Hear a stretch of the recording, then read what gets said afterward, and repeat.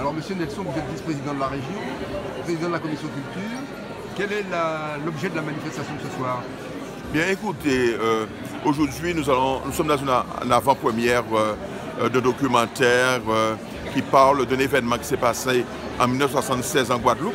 C'est un documentaire qui est important pour nous puisque dans le cadre de la politique Henri Chalus a bien voulu mettre en place depuis son arrivée, eh bien, nous avons fait en sorte que nous puissions mettre en place des fonds pour permettre que les producteurs, les réalisateurs de documentaires, de fiction, de courts-métrages puissent venir porter leur contribution sur les hommes et les femmes illustres de Guadeloupe, mais aussi surtout les événements qui se sont passés sur notre territoire.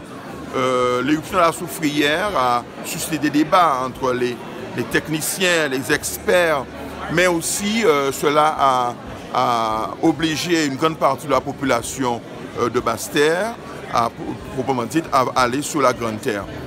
Cela n'a pas été sans mal pour certaines personnes qui ont été dérangées dans leurs habitudes, dans leur quotidien, mais aussi cela a remis en question toute l'organisation administrative, économique et éducative de la Guadeloupe. Et donc, on verra comment la réalisatrice aura traité ce sujet-là, qui parfois a fait l'objet de polémiques, de stigmatisation, etc. Et nous allons voir aussi, bien sûr, que ça a été un phénomène important, puisque des Guadeloupéens se sont connus. Il y a des gens qui se sont installés définitivement en Grande Terre, des gens qui ont connu leur épouse de Basse-Terre, qui ont suivi leur épouse en Basse-Terre, etc. Donc, il y a eu un mouvement après de population inverse qui s'est produit. Et aujourd'hui, ça a refondé la Guadeloupe. Ça a refondé un petit peu, à remuer les cartes, à redistribuer les cartes, je dirais, autour de l'affection, autour, je dirais, d'un comportement. Et les familles, aujourd'hui, vont se retrouver. Parce que ça n'a pas été sans mal, parce qu'il y a des déchirures, il y a eu aussi, bien sûr, des souffrances qui ont résulté de cet événement-là. Alors maintenant, nous avons mis en place ce fonds Canal Plus Région Guadeloupe.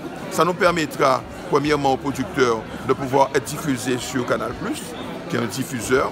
Et je pense que toute la Guadeloupe aura l'occasion de pouvoir découvrir le documentaire qui nous est présenté ce soir.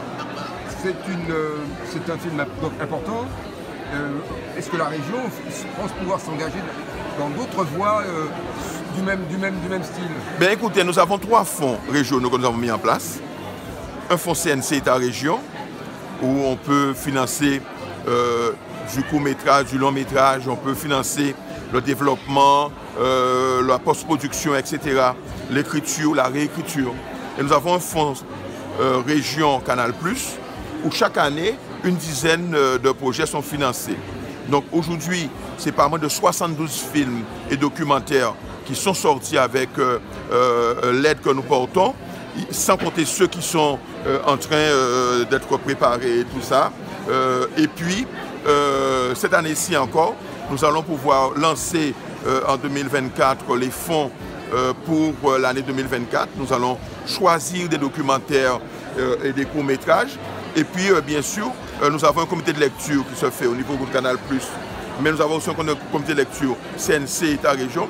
Donc, chaque année, en moyenne, une vingtaine de documentaires ou courts-métrages sont financés par la région. On peut dire que la Guadeloupe est le pays du cinéma, donc? En tout cas, c'est notre politique, la pierre angulaire. Nous avons fait du cinéma quelque chose d'important pour nous. La Guadeloupe est une terre de tournage. Donc, d'autres producteurs viennent aussi tourner pour les sites merveilleux que nous avons, mais aussi parce que nous avons mis cette politique-là en place. Et aujourd'hui, on peut dire que le cinéma guadeloupéen est une réalité avec les efforts qu'a entrepris le président Chalus avec son équipe autour du cinéma. Parfait. Et sans compter que nous avons une école audiovisuelle à Pointe-Noire qui aide.